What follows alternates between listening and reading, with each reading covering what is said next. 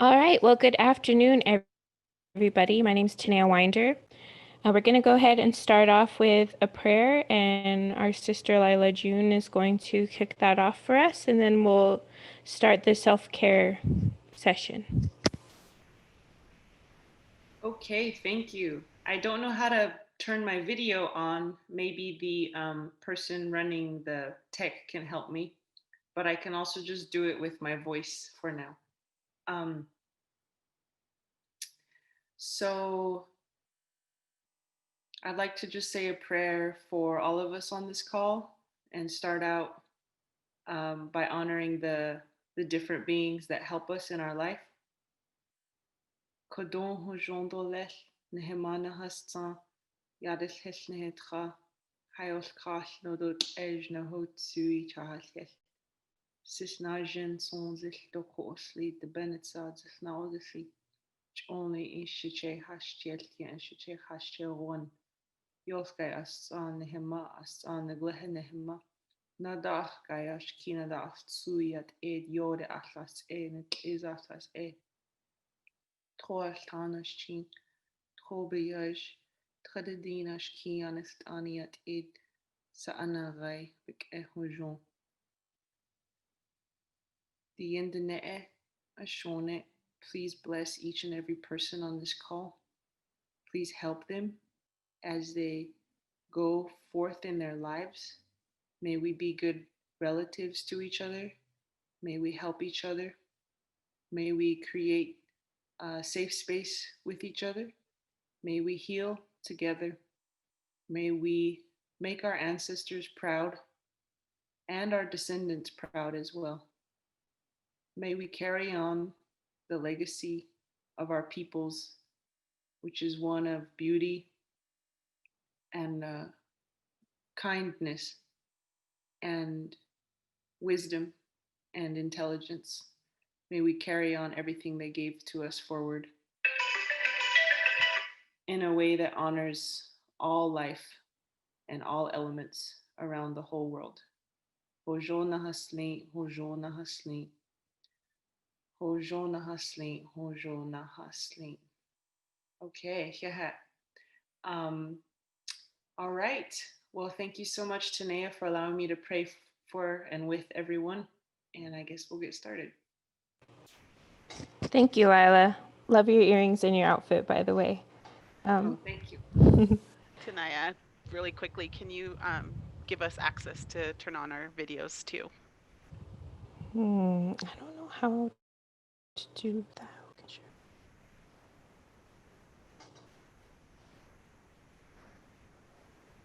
I will make you a co-host too, just in case Yeah, you can. that's how you do Okay, I think now you guys can turn on your videos. Perfect. Awesome, thank you. And I think when people speak, you spotlight them.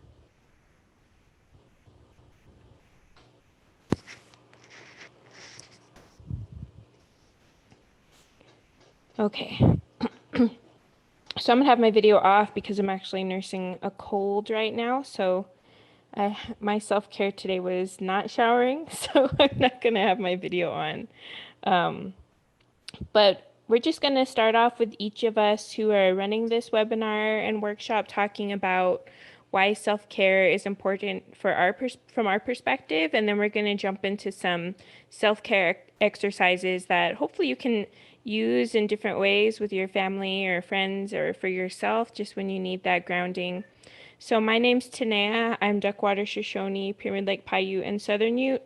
I run an Upward Bound program, but I'm also a Dream Warriors artist with some of my Dream Warriors family here on this call. You might hear my cat screaming in the background because he's hungry, but he's on a weight loss journey per the vet, so can't feed him right now. But you know, as an artist, I started off with poetry, and writing I feel like has always helped me in terms of my self-care. And I think self-care is really important because I know for me personally, I've burned myself out so much just trying to do too much or not saying no to things or doing everything that's asked of me. And usually it's like interesting. Sometimes the only time I actually do get sick is when I have been overdoing it and not balancing. I think my body just automatically shuts me down, and that's when I have to do self care. So I try to be more proactive about it now because I realize, what they say, like you can't serve from an empty cup. Or for any of you guys who have flown before, they always say, put on your own oxygen mask before you assist somebody else, whether it's like somebody traveling with you or a kid. And I always take that to heart, like I have to make sure I put on my own air mask. And so we'll be teaching you guys some self care today, but I'm going to go ahead and pass it off to Paul to do his, like why self care is important to you from your perspective, Paul. Yeah. Hello, everybody. My name is Paul. I also go by Tall Paul as a hip hop artist and public speaker. I'm from Minneapolis, Minnesota, and self care for me is important just because for me, I've come to learn that it needs to be a lifestyle. It needs to be a lifestyle. Like even today, I didn't meditate this morning like I've been trying to every day. So I could tell the difference just from something like that. Like anytime there's something that I don't do in terms of self care, I can notice small differences. Like I might be a little less patient that day. I might be a little less calm, um, or I might have a little bit harder time counting my blessings and seeing the things that I'm grateful for. Typically, when I take care of myself better. So self care is important for me to take care of on a daily basis. 5 days a week, I go to the gym, and that's important for me personally because I know for myself, for better or worse, I attach a lot of my, I guess, idea of health to my physical. So I try to drink a lot of water and exercise and eat healthy. And it's just important for me to do these different things. And meditating is powerful for me because it just calms my mind. So I try to do that for at least 20 minutes in the morning. And I'm not always consistent with it. Like there's times where I'll go months and I'll slack off, like nobody's perfect, but it's just important to strive for that. So it always feels good when I take care of myself in the ways that I'm experienced in, such as, exercise and meditation or prayer even. And then I'll pass to Lila. Yeah, so I think that for me, let me just try and spotlight myself real quick. Oh, maybe, let's see. There we go. Yeah, I think for me, self-care has always been very challenging because in my family, there was a lot of kids. I was one of seven. So I always felt the need to take care of other people first and put myself in the back of the line. And I was also an overachiever because in my family, what you produced and what you did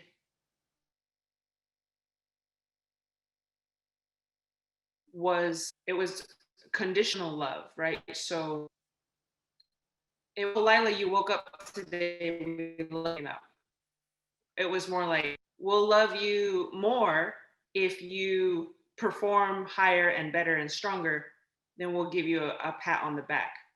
And so I think when we grow up with conditional love systems, it makes it hard for us to know that we are loved and we are okay, even if we're just sitting there doing nothing. So I was an overachiever, went to Stanford, you know, did a lot of stuff nationally, and I think that for self-care is teaching me that I am lovable even if I'm just sitting there, and that it's okay to have a normal day. It's okay to be ordinary. Um, and so also I think with self-care it's hard because we're all warriors here, right? We're all here because we're fighting for our people. And it's really important for us that our people are healthy and we fight for our water and our land and our children and our elders. And as you know, as Native people, we're fighting so many things on all fronts all the time. And so you can get lost in it. You could literally work 24/7 for the rest of your life and still not finish everything we need to finish. And so I think that's part of self-care too, is just accepting that what your body can do in a healthy way is enough. And the last thing I'll say is that a joyful person can create better change, you know, to have a family, have children, have a spouse, give yourself a life, you know, to have things that make you happy. And then you'll actually be able to help the world even more, because you'll be connected to your family, to your children, and you'll want to make a world that much better. And you get to have a life at the same time. And I'll pass to Nicolette, or are we moving to the next portion? To Nicolette, and then she's going to also speak and do a grounding exercise.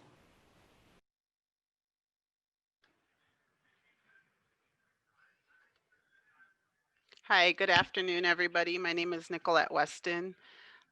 I am from the Oglala Sioux tribe, and I'm one of the coaches here at the American Indian College Fund. Prior to coming to this job, I used to work with women with the South Dakota Women's Prison. And currently, our women's prison in South Dakota is the third highest in the nation. And a majority of those women are Lakota women. And so our Lakota women are filling up that prison, South Dakota Women's Prison. And we are actually ranked the third highest. So it really brought to light what self care meant to me, because a lot of the women that I assessed, and these are Lakota women, these are people that were related to me, women that knew my family, and we had a connection somehow. So it really brought to light how important the self care is, and for many people, for all walks of life. And so just practicing that with them, and just bringing that to light for myself as well, because I'm also a single mom. And I used to look at those women, and that could have been me. That could have been me in prison with them, and just bring in a lot of my experiences. Um, that we all come from those hardships as Indigenous people. We all have those tough times growing up, and we all struggle. We all not struggle, but we all have that challenge. A lot of us get nervous. A lot of us are maybe introverts. We don't want to turn our cameras on. A lot of us are, we're not uh, good at public speaking. So there's that anxiety that might set in sometimes too. And one of the things, which is really great that I'm going last with the panelists, because after I'm done here, I'm actually going to walk you through quick grounding exercise. So grounding is huge. I had my first experience of grounding when one of our women went into a full panic attack. So from there, I was able and really honored to go through first aid mental health training. And so it's real. Mental health emergencies are real, and I really push for our IHS health services to have one of those 24/7 mental health facilities that our people can utilize too during a crisis, or anytime that they feel like they need that extra help with a licensed counselor. So I will just move on into sharing my screen here, and we'll just go through. So what we're going to do, I'm just going to ask everybody before I share my screen, make sure you're comfortable, whether you're sitting down, whether you're standing up. Just make sure you're in a comfortable position. Also, feel free, turn your speaker on. I've done one of these before with our students in our summer camp. Feel free to turn on your speaker. Feel free to let your family listen to these presentations. Feel free to let them listen to the prayers in the households that you're in, because we really want that. When you do self-care, when you do these exercises, it's for everybody. You really want to share that, because that's how a lot of us are going to get through those challenging times that we're having with this pandemic. At the same time, trying to, get your midterms done and other challenges that you may be facing at the time too. So feel free to go ahead and turn on your speaker and let your grandmas and grandpas listen, aunties, uncles. All right. So can everybody see my screen? Can you guys, or Tanaya, can you guys see my screen? Yeah, we can see it. Awesome. Okay. So just making self-care a habit. It's one of the best tools that we can do for ourselves. There's also a video link too. I think I'd have David share out with the resources when we're done here. Give yourself that same type of care and attention that you give to others. Watch yourself bloom. This is really a huge one because we are really good at caretaking. We're good at nurturing other people, and that same type of love we give out, we got to be bringing that back into ourselves too. Just simple ways to practice your self-care. And I think tonight I'll be asking you guys some questions on this in a bit too. So what are some ways that you practice self-care? And notice the aesthetic colors that I've picked here to really make the mood calm, nice and calm. All right, so then we're going to go into a breathing exercise. So breathing is a huge piece of any type of grounding technique, any type of meditation. It always comes back to our breathing. If you're in the sweat lodge, that also comes back to breathing, you know, not letting yourself get too over anxious. When you're praying, that also comes back. Everything comes back to our breath and how we breathe. So, however you feel comfortable, sitting or standing. So what you're going to do, we're going to inhale for 4 seconds. This is called box breathing. This is one of my simpler techniques that I tend to use, like even with my kids, um, is just that simple box breathing. But whatever works for you, if there's another type of breathing, there are tons of breathing techniques out there. Um, but whatever works for you, please practice that anytime that you feel like your emotions are getting up there, you feel like you're gonna get angry, you feel like you're gonna let an emotion overwhelm you, when we're sad, anything like that. And it's okay to feel those feelings. It's okay to feel angry. It's okay to allow yourself to, okay, this is how I feel when I'm angry. But it's also important to have these techniques to help you bring you back down to earth. That's why it's called grounding. So inhale for 4 seconds. And you're going to hold and exhale for 4 seconds. We're going to do this about 5 times. So inhale,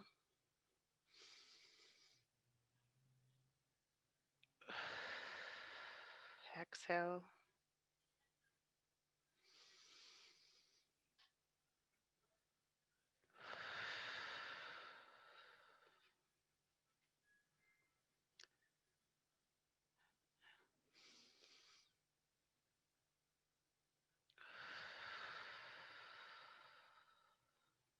okay, one more time. Inhale,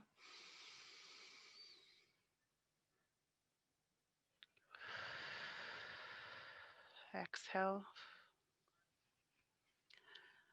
And the more you practice this, you just start to feel as your body starts to relax more and more and more. I noticed that one of our panelists says he meditates a lot. So a lot of that entails with breathing too. So if you want to start meditating, um, make sure you have a technique that works best for you, for your breathing. All right. So now let's move on down the agenda. Great, Tanaya. thank you. Thank you. Yeah, that's one of my favorite ones, that breathing one. And somebody did ask if we'd have a handout, and yes, we will be providing you all resources after this, so just keep that in mind.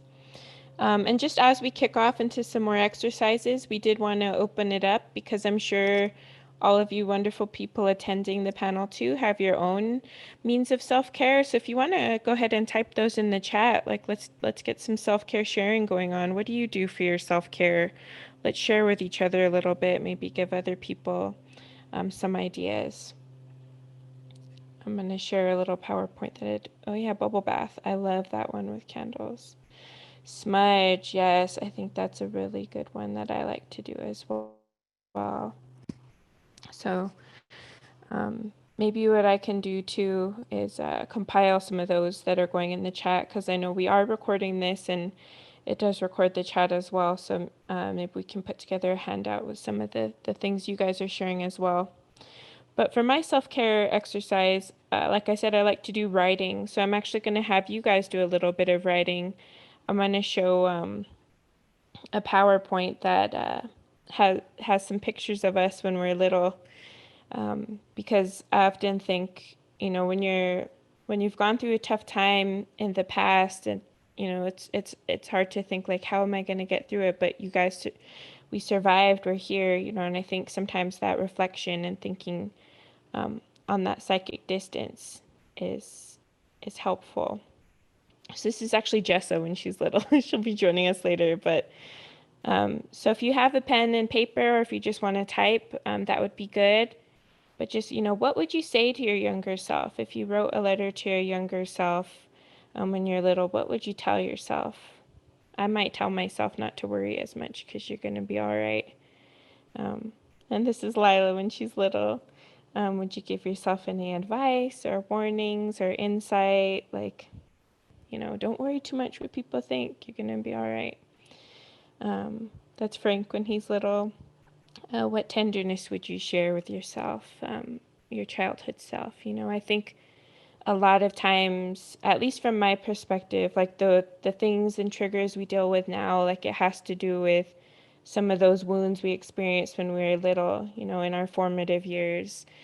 And it doesn't it could be extreme, it could be not as extreme, but all those little soul woundings, sometimes they stick with us. And I know in my head I'll have to backtrack and be like, okay, I'm feeling this. Is this a normal response to this situation? Yes, okay, I'm angry. I'm going to listen to some music or go for a run. Or, no, this isn't a normal response, but it reminds me of this, like when I was younger, and I think it's triggering this issue, like I'm not a good person because that's how someone made me feel when I was little. So, like, I think it's helpful to do these kinds of exercises. Oh, that's me. What do you think your childhood self would say to you? This one's Paul as a baby. Hey.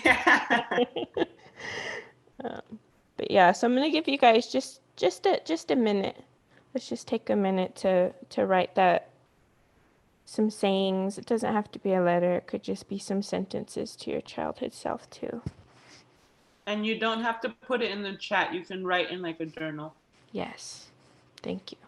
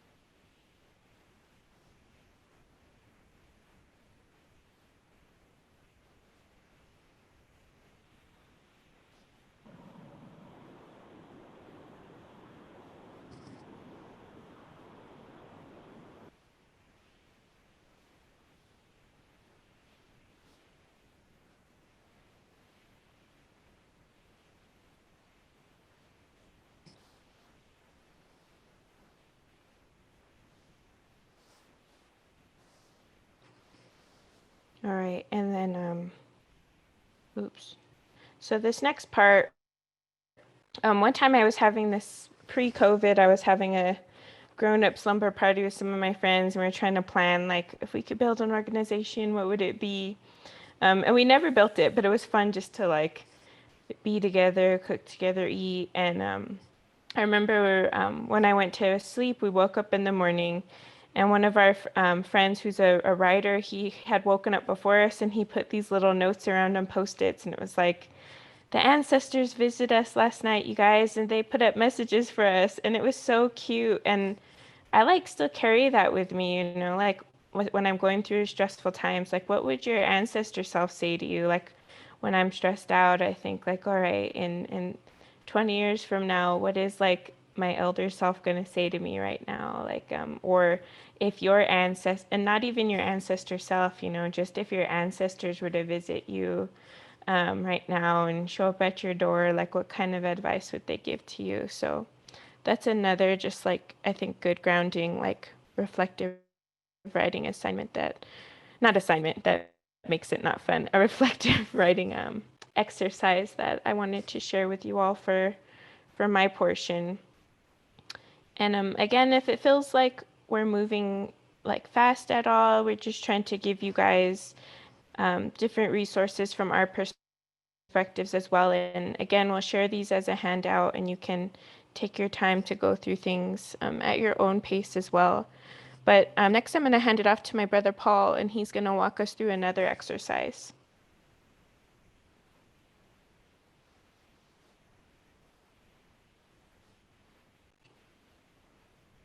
Are you there, Paul?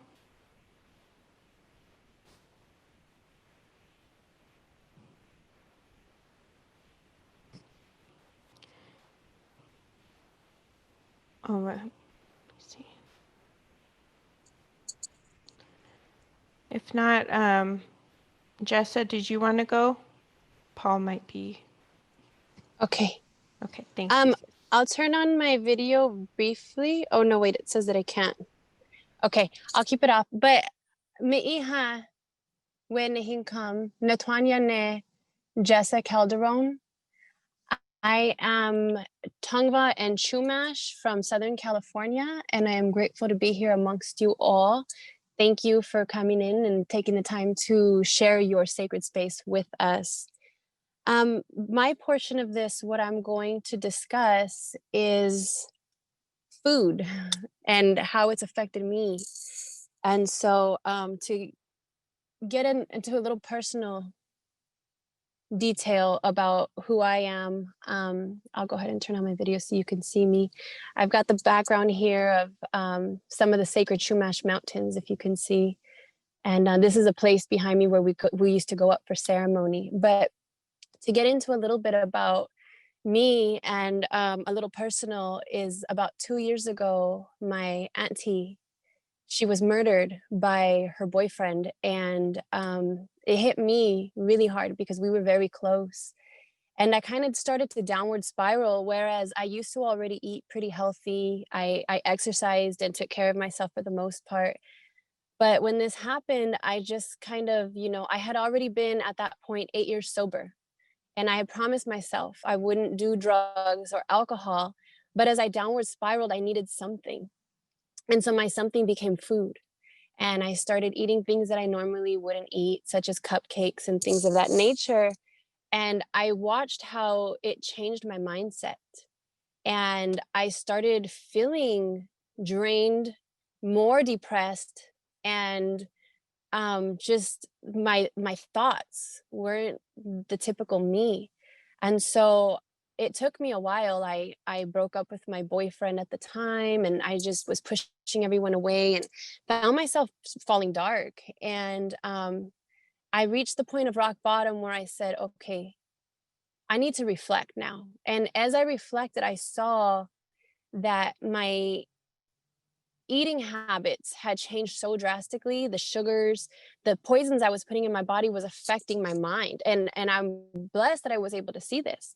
So at that moment, I said, okay, I'm starting by cutting out sugar completely. So I cut sugar out of my diet and I started improving my health. But I went to see a doctor, and the doctor said that there was something seriously wrong with me and that I had to start taking pills. And I noticed that the doctor, before knowing what was wrong with me, was already trying to prescribe me pills. And I thought, there's something weird there. Then when my blood work came back and they found out what I was experiencing, again, she's trying to prescribe me pills. And I said, no, there's another way. And falling into indigeneity, I know that herbs such as, you know, our sacred sages and our mugworts and our cedars and all of these herbs are healing. And so I said, no, I'm going to lean to food as medicine. So I fell into something called alkaline eating, which just explains that when you're in an alkaline environment versus acidic environment, it's such a difference. When you have an acidic environment, which you're eating hot Cheetos and French fries and, you know, whatever you want, basically, meats of all kinds, you're creating an acidic environment where cancers can dwell, swollen lymph nodes will dwell because they can't get the toxins out on, you know, quick enough. And you'll start falling into all these health issues, mental health. I mean, you name it, it breeds in an acidic environment. And so I moved into alkaline eating, which is a strict diet. Wild rice is a part of that. Quinoa is a part of that. A lot of vegetables, but not all vegetables, like broccoli and things that are hybrid are excluded from this. And so what I'm doing right now is proving to myself that I can heal the ailments within me by changing my diet into this alkaline lifestyle. And so far in living this lifestyle, I have actually, without trying, without even working out, because I detoxed for the first 27 days. And in detoxing, I would not work out in fear, you know, because all I was eating was strictly fruit. And after those 27 days, I started incorporating vitamins and minerals and things like that, which came in the form of, it's called Irish sea moss. So it came from the ocean. And that's what I use as my vitamins, and just completely changing my diet to the point where I feel amazing. My mind is clear. My level of energy is, you know, high and abundant. And I feel the change in my body occurring right now. And so I just want to share that bit of information with you is, you know, we come as Native people from a world that knows we can't trust the Western environment, right? But yet we're still listening to their food pyramid, and we're still listening to their doctors and what pills to take. But as a Native woman, I see through their lies, and I'm saying that me personally, I am going to go the natural route instead of the Western route, because I can't afford to live in the Western route. I can't afford to be chucking out money, you know, for the next pill, because the pill that they gave me messed this part of my body, and now I need this pill, and then it's on and on and on. So yeah, I'm in an all natural based food, only spring water. You know, I can eat lettuces and only certain types of tomatoes, like cherry tomato. I can have onion. I can have quite a bit of fruit. I can have melon, mango. And so there's a list that I got from a man named Dr. Sabi. And so I went online and I found his website and I found his food list. And then I found a food list from Dr. Robert Morse. And I combined the two to say, this is what's going to work for me. And so at the end of the day, I'm listening to my body and realizing that food is very important when we're trying to battle mental illness and when we're trying to battle physical and spiritual illness, you know, is that we will find ourselves in full spiritual alignment, physical alignment, mental alignment when we consider the things that we ingest into our body. Because what we're really feeding, it's not for the taste buds, it's for every single cell in your body, every neuron in your body.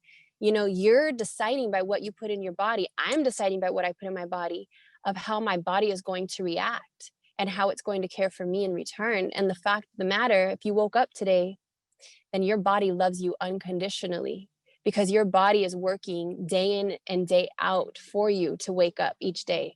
So if my body loves me unconditionally to help me to wake up every day and to move and to wiggle my fingers and to speak, then surely I should love my body unconditionally and consider the foods that I put into my body and do the research to decide what that is and what it looks like for me.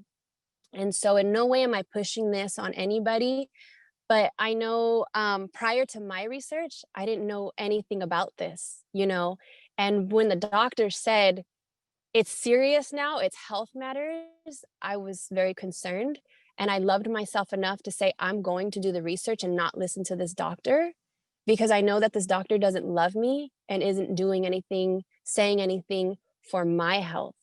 And so I did the research, and I would love for somebody to have given me this information, but they didn't. And so I'm here today to share this bit of information of the difference between alkaline environment in the body and acidic environment in the body.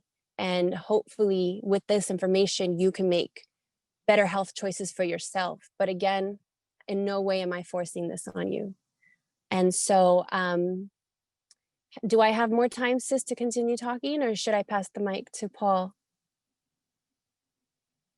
Oh, you can continue for a little bit and then go to Paul. Okay. So yeah, I just mostly wanted to share that with you. And real quick, I did see a couple of comments. So the diet is almost like vegetarian. And so yes, one thing I want to talk about is the ancestors, right? And we say in the paleo diet that people do to eat more like your ancestors. And then you look at the paleo books and they're talking about foods that aren't native to this continent. And so talking about my ancestors here in California, we were vegan based for the majority of the time, but once in a while we ate salmon, we ate, you know, trout, we ate antelope. The buffalo wasn't here.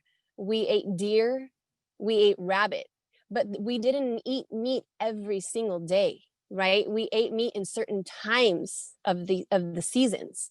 And we did use the furs. We were those people who used every part of the animal. We didn't just kill to kill, but the majority of our daily lifestyle was vegan. So we weren't necessarily vegetarians and vegans because we did eat meat, but on a daily basis, we were eating our fruits and vegetables. We had berries here.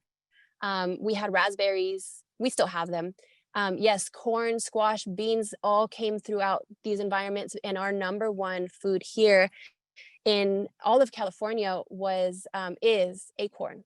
And so we would make like an acorn stew. We made acorn bread, acorn coffee. We used acorn for everything. You think of it, we made it, you know. And yes, pine nuts, I see that coming in. So we need to remember that the way that we survived here as Native people was by watching the animal. That's why they were our relatives, because they taught us so much. They showed us what roots to dig. Why do we call it the bear root? Right? They showed us what foods to eat. And so for the majority of the time, we were learning from these relatives who were smarter than us all the way around, you know? And yeah, so the majority of the time was vegan based, and then other times, ceremonial times and, you know, different celebrations, yes, we did have meat. And I choose to honor my ancestors in that way of honoring that usually. But in this moment of time that I am healing my ailment, I am excluding meat altogether. And the moment that I get my lab results back and I'm healed, I will begin to incorporate meat once in a great while, but continue to live this lifestyle because I can feel how much it is helping us and healing us. And I don't want to discuss my health issues. I know somebody is asking, particularly at this moment. It's really personal for me, and I will start crying. So I'm going.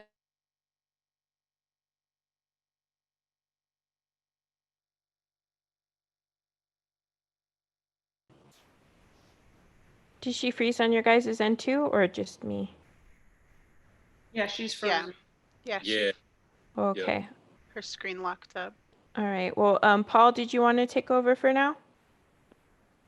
Yeah, I can do that. So I got this window behind me. So, all right, so I'm just gonna do like a little self-care exercise I came up with that I found to be a good idea for myself, but would also like to share with others. So for me, in my experience, I know some of the best self-care that was helpful for me was thinking of ways I could genuinely be of service to others. And one big way I did this was I've been sober for 11 years. So I went through that struggle of alcoholism and addiction. And one of the things I learned was important for me in my recovery and sobriety was to go to treatment centers and different places like that where people were trying to get sober, and to share my story of hope and inspiration, and, you know, to make myself available to anybody who wanted to keep in contact with me and ask me for any type of tips or help along their journeys of getting sober or staying sober. So I found that to be very powerful for me to be helpful to others. So I came up with this little exercise, and it's not exactly that, but just I guess it was more inspired by the pandemic and how we've been kind of caged in our homes a lot and restricted from traveling and restricted from gathering in large groups and whatnot. So I know that that can have an effect on people. Isolating them can have a mental effect. So I thought it would be cool for us to write down at least like 3 to 5 questions you would ask somebody who you cared about, just as a checkup on them. So like write down 3 to 5 questions you would ask somebody that you cared about to check up on them and make sure that they're doing okay during this time of, you know, worldwide, I guess, this worldwide health issue, you know, just 3 to 5 questions that you could ask them.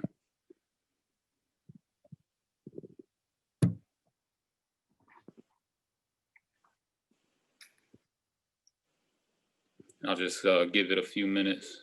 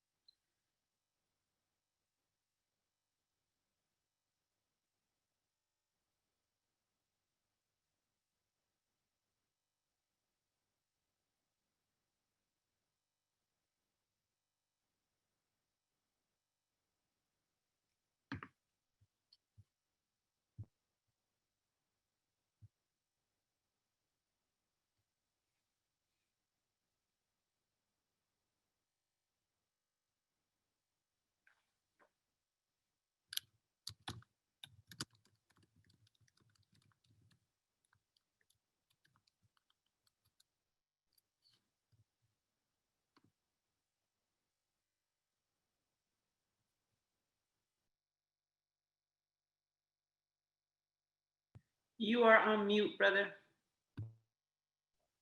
My bad. All right, so hopefully everybody had time to write down at least 3 questions. So when I did this exercise myself, some of the things that I thought to ask would be, you know, are you safe? Do you feel safe and protected where you're at? Do you have somebody to keep you company or visitors once in a while? So just some type of social aspect to your life to help you stay sane and healthy. Is there anything you need that, you know, are there any services you need or any, you know, food, whatever, just things you might need? So these were a few questions that came to my mind. And then so now I want you to take those 3 to 5 questions or however many questions you came up with, and I want you to answer them yourself as if, you know, somebody else was asking them questions of you. So I just want you to answer your own questions basically and reflect on, you know, how you're doing in that respect, because that's obviously a big part of self-care also, is just taking care of ourselves. So answer those questions you wrote down for yourself. And I'll give that another 2 or 3 minutes.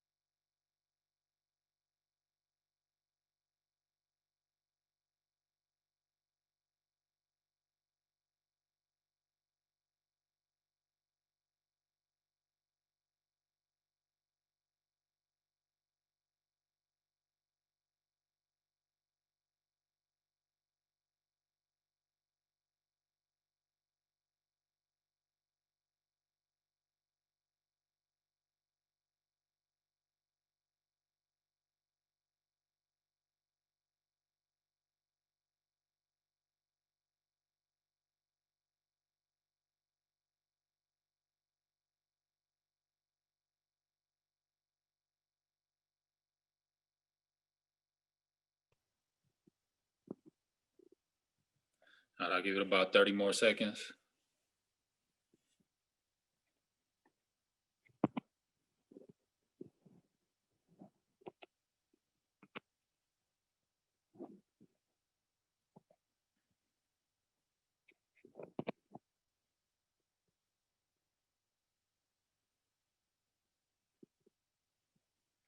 Okay, we can stop there, and then I guess just as maybe a sort of homework, you know, try to actually apply this exercise in your real life. You know, think of somebody you can check up on and actually, you know, check in on them, see how they're doing. And with that, I'm not sure what's next, but I think it's me. okay. Thank you, Paul. Yep. Okay, so my self-care exercise I actually learned recently from a book that I'm reading called Inner Bonding Workbook. And this lady is really interesting. Her name's Margaret Paul, and she talks about 6 steps to basically self-healing. And I think that a lot of us as Native people, we carry trauma, perhaps. For me, I experienced a lot of hardship, everything from sexual abuse to incest to drug addiction to divorce of my family to I had a traumatic injury. I broke my pelvis and my spine. So I had quite the life, right? But it's funny because I used to tell myself that my life was perfect. I used to tell myself, oh, well, I had food and I had a roof over my head. So that's what matters, right? So I had a great life. But then I realized that I was just telling myself I had a great life so I wouldn't have to actually feel how painful my life really was. And so the first step for Margaret Paul is being willing to feel your feelings. And so I think self care, a lot of us are talking about bubble baths and yoga and relaxing, which is absolutely important for self care. And at the same time, I think there is some elements of self care which are less rosy and less comfortable. And those involve actually feeling our feelings. And so I was not good at feeling my feelings. When I grew up, you know, everyone has unique beliefs about feeling, right? So for me, my environment taught me this unique thing about feeling, that feeling is bad. If you feel sad, get rid of it because life is supposed to be happy and joyous and free. And so if you're feeling sad, then you're wasting your life, but actually processing sorrow is a part of being happy. And another thing I was taught about feeling is that feeling is for weak people. That weak people feel stuff and strong people just push ahead. Now I know it's the opposite, that strong people have the courage to feel and then release those feelings so that you can walk forward free of them instead of stuffing them all down and walking around with them in us all the time. So, um, yeah, so um, this workbook, one of the things she talks about is reparenting ourselves. Because if you're like me, you didn't really have parents who parented you. Um, Maybe they were focused on other things. Maybe you had to parent them. Sometimes our parents ask us to parent them, to take care of them emotionally, etc. And so sometimes we didn't have someone to hold us, um, not just physically but emotionally. So this is the exercise. And if you don't want to do it, or if you start feeling like it's a little too much, please stop, or contact Nicolette here. Just let her know, hey, I have a little bit of rough time. Do you have any suggestions? So this is meant to be very surface level. Let's not go way down into the hardest parts of our lives right now. And I will put the book in the chat so that you can use it if you so desire. It's a great book. Um, she has you write stuff down, so it's a workbook. You actually work through stuff. Um, so okay, so what you do is you tune in to some feeling that you're feeling right now. Try to get out of your head, and maybe there's some unresolved sorrow. Maybe you had a breakup. Maybe you failed a test that you're sad about. Maybe blah blah blah. Let's do something surface level. Don't go to the deep, because we're not prepared to hold that in this webinar right now. Let's do something kind of painful, but not. So when you take 4 breaths and tune in to that feeling just a little bit, whatever it is. Think about, what is that incident that's just kind of bugging you today, or maybe it's an incident from many years ago, whatever it is. And then you put your hand on your heart, and that actually stimulates oxytocin, which is basically love, self-love. And so take a few deep breaths as you tune into that feeling. Get out of the head and into the feeling. So we'll do that now. Inhale and exhale. Inhale, tuning into that feeling, and exhale. Tuning into that feeling and out. Tuning into that pain. Maybe it's pain or grief or anger. And exhale. And as you start to tap into that feeling, stay there a little bit. And you're going to actually speak to your inner child, or even if it was yourself a year ago or earlier today, you're speaking to yourself and you're saying, I am here for you. You are not alone. So go ahead and say that. I am here for you. You are not alone. Okay. Powerful, right? And now say, Spirit is here with us. We are not alone. So go ahead and say that to you and the self that you are nourishing right now. Spirit is with us. We are not alone. Okay. And then this is the kicker. This is the fun part. You say, I'm going to stay here with you as long as you need me to. So go ahead and say that to yourself. I'm going to stay here with you as long as you need me to.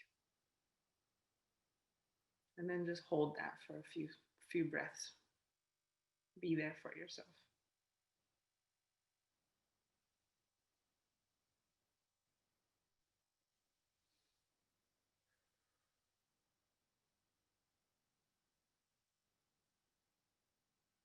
Show yourself love.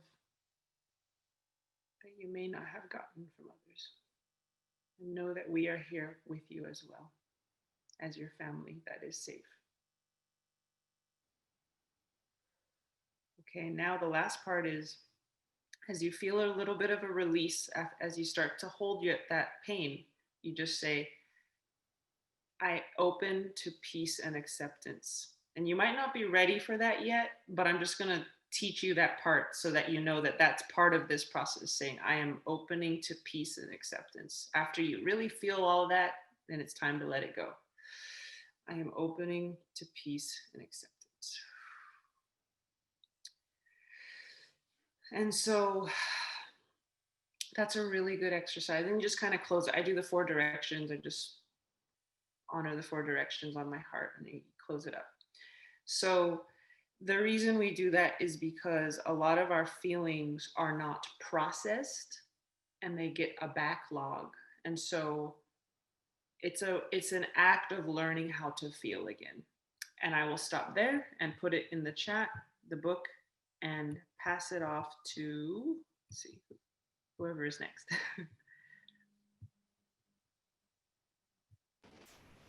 Thank you, Lila. That was really beautiful and I think much needed. But I'm going to go ahead and pass it to Nicolette so she can ground us again before we close out.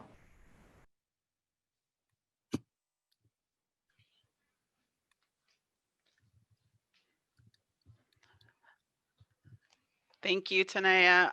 Thank you, Lila, for that grounding exercise too. And I'm looking at the time, and we're sending these worksheets. I have them in the resource kit that our communications person will be sending out to everybody who attended today. And I think that was actually a really great way to end it with Lila's grounding exercise there. So we can move on just for timekeeping sake to, I believe, is it our closing prayer?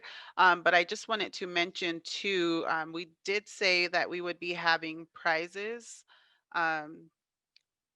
David, Ben, do we need to make an announcement, or Tanaya, do you know how we will be making that announcement to the students, and then we can close out? Yeah, so I think what we're going to do is just randomly draw from the registration that you guys did, and then David with the College Fund will reach out to you guys to get the address for your prize, which I think is Yes. awesome. I think we have some bath bombs, some sage, lots of different things.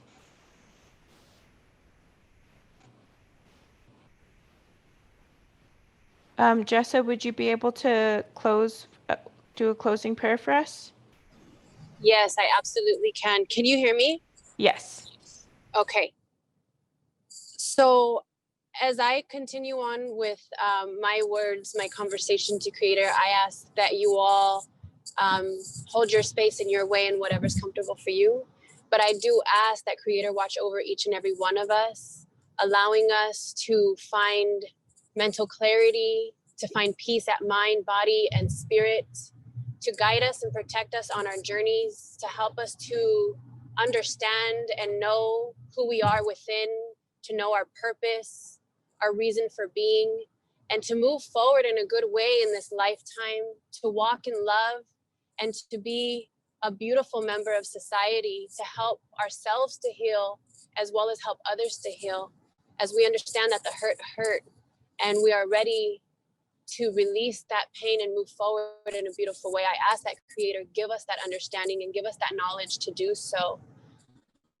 I ask that you all find yourselves at peace, that you find the way to have beautiful and healthy boundaries for yourselves, to apply them to yourselves as well as the people in your life,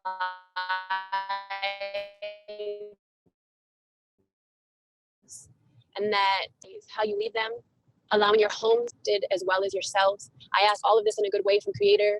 I thank Creator for allowing us to have a roof over our heads, healthy, nutritious foods in our belly, clean water to drink and bathe in, and unconditional love.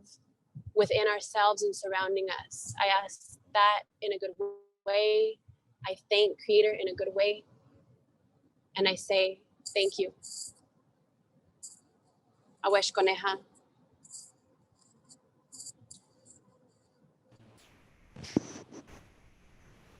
Thank you, and thank you everyone for attending, and we hope this helped. Thanks, everyone. And make sure you check your emails for your prizes and for the resources that we'll be sending out also. Thank you. Have a good day. Thank you for letting us share space. Bye.